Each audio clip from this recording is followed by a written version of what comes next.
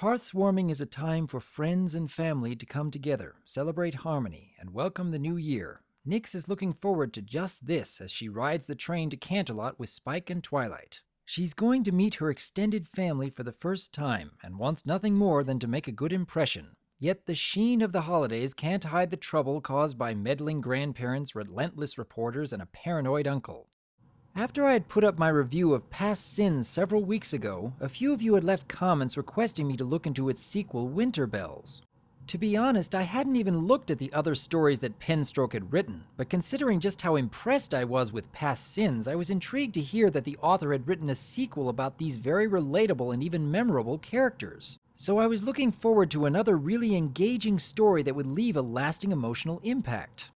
And just how well did the sequel hold up compared to the first story? While I wouldn't say that Winter Bells is quite as good as Past Sins, I must admit that it did come pretty darn close. I intend to get into a few spoilers here, particularly when it comes to explaining how Past Sins and Winter Bells create a grander story when you connect them. So if you haven't read Past Sins, I would highly recommend that you check that out first before going any further here. Winter Bells keeps the focus largely where Past Sins had kept it, on Nyx and Twilight. And if you enjoyed their portrayal in Past Sins, then you will certainly enjoy them here, as Winter Bells continues to develop their close bonds and just how much they depend on each other. Given how Past Sins came to an end, with Nyx being stripped of her magic and becoming a little filly again, there is a great deal of fear in Equestria regarding whether she may become a threat again.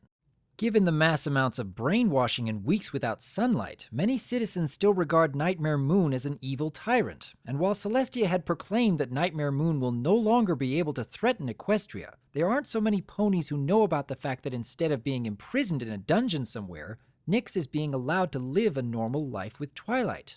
This is where the conflict of the story comes in, because not only do you have some news reporters trying to uncover Nyx's true identity and expose her secret to the whole of Equestria, there is also a surprisingly believable conflict with Shining Armor as well. During Past Sins, Shining had been brainwashed by Nightmare Moon to keep the peace during her reign. And during Winter Bells, Twilight is bringing Nyx to spend Hearthwarming Eve with the rest of her family. And while I was reading about their interactions, I can remember thinking that when Shining was first bringing up his concerns, that there really wasn't enough of a reason for him to be causing this conflict with Twilight and Nyx. But the author does a surprisingly good job of giving some depth to Shining Armor here. When I look at Shining Armor in the series, there really isn't a whole lot to his character. I wouldn't say that he is badly written, but there's not a whole lot that stands out about him either. I've not seen all of what Season 4 will give us just yet, but from the few episodes he took part in, I don't think that he has been given that much depth. However, in Winter Bells, Penstroke has given a good deal more depth to Shining's character. And while I was hesitant to believe that he had good reason for this conflict at first, I was pleasantly surprised to see how well his character drove the story towards the end.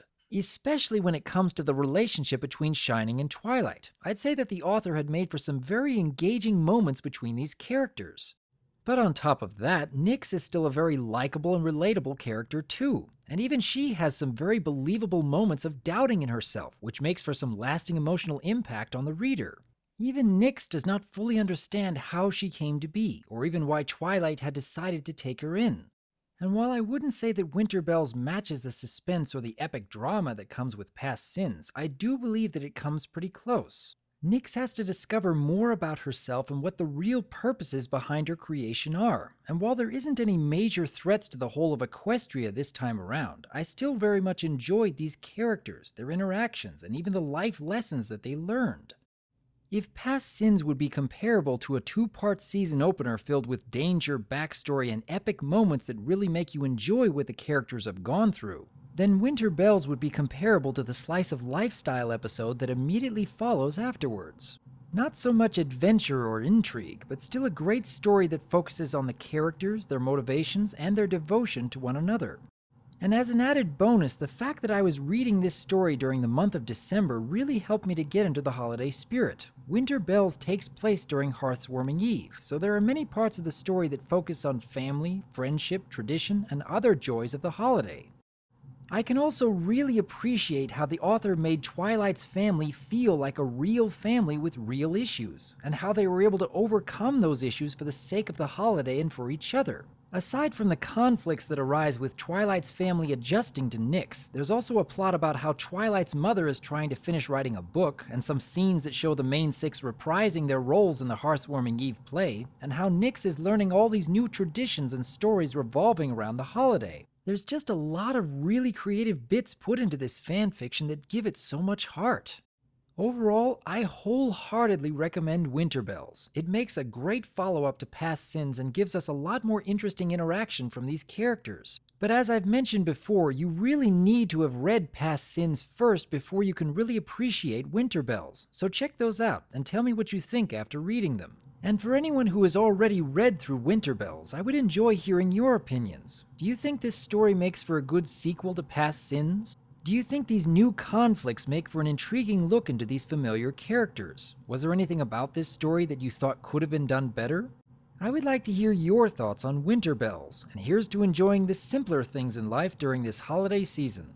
I am Dr. Wolf, and I look forward to hearing from you.